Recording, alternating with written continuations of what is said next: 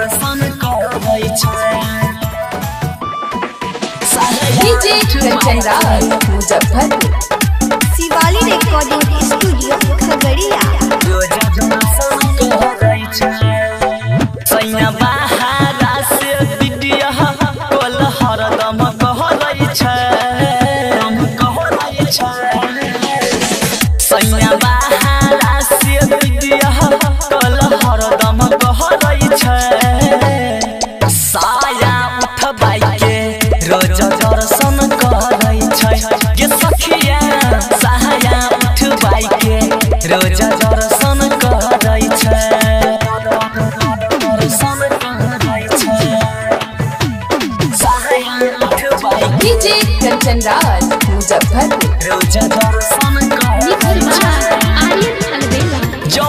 जब बात करै पी के शराब गे हमरो के कहै दै छै नियत खराब गे।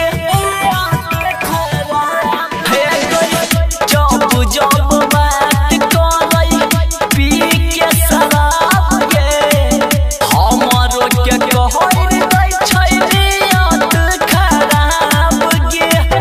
गाँव में आबैले खातिर दंदन करै छै। गाँव में आबैले खातिर दंदन कहै छै। साया उठबाई के रोज दर्शन करै छै। ये सखिया साया उठबाई के रोज दर्शन करै छै। दर्शन करै छै। साया उठबाई के डीजे कंचन राज मुजफ्फरपुर। रोजा दर्शन करै छै।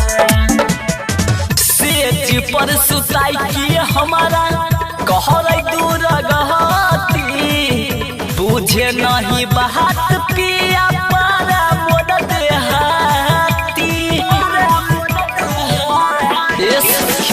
सेज पर सुताई की हमारा कहरै दूर गहती बुझे नहीं बात पिया पारा मोद देहाती।